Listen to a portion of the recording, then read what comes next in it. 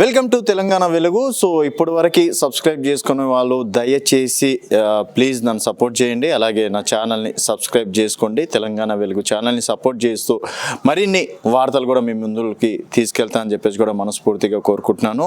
గతంలో నాకు సపోర్ట్ చేసినట్టు కూడా హ్యాష్ ట్యాగ్ ఛానల్లో కావచ్చు, వైబ్రెంట్ ఛానల్లో కావచ్చు, ఇలాంటి ఛానల్లో కూడా చాలా సపోర్ట్ చేశారు. ఇప్పుడు కూడా సపోర్ట్ చేయండి. సో హైడ్రా విషయంలో చూసుకున్నట్టయితే నిన్న ఒక ప్రముఖ ఛానల్కి ఇచ్చినటువంటి ఇంటర్వ్యూలో రంగనాథన్ గారు చాలా స్పష్టంగా చెప్పడం అనేది జరిగింది. త్వరలో ఓఐసి కాలేజ్ కావచ్చు, తర్వాత మల్లారెడ్డి ఇన్స్టిట్యూట్స్ కావచ్చు, అలాగే అనురాగ్ ఇన్స్టిట్యూట్స్ కావచ్చు, డెఫినెట్గా మేము కూల్చివేస్తాం. ఎఫ్టిఎల్ జోన్ పరిధిలో ఉన్నటువంటి ఏ ఒక్క అక్రమ కట్టడాలను కూడా మేము సహించబోము. కాకపోతే అక్కడ ఎడ్యుకేషన్ ఇన్స్టిట్యూట్స్ కాబట్టి వారికి మేము ఒక నోటీసులు ఇవ్వడం అనేది జరిగిందని చెప్పేసి కూడా వారు చెప్పుకొచ్చారు.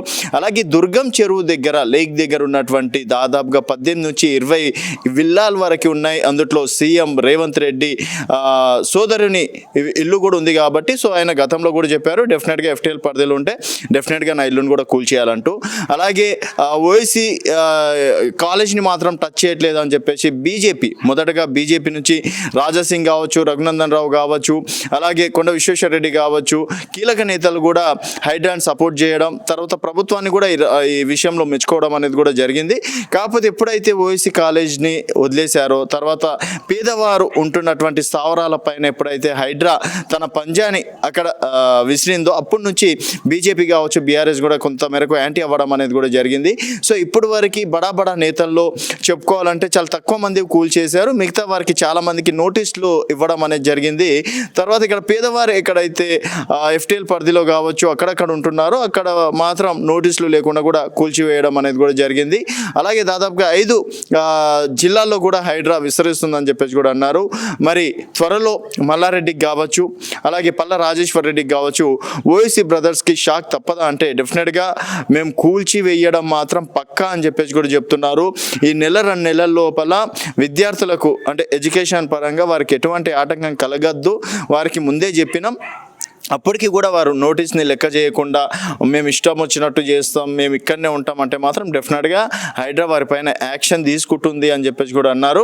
అలాగే మరికొన్ని రోజుల్లో హైడ్రాకి సంబంధించి అసెంబ్లీలో కూడా తీర్మానం చేసి ఒక చట్టబద్ధతమైనటువంటి బిల్లును కూడా తీసుకొస్తామని చెప్పేసి కూడా రేవంత్ రెడ్డి గారు కూడా చెప్పడం అనేది జరిగింది ఒక సభలో.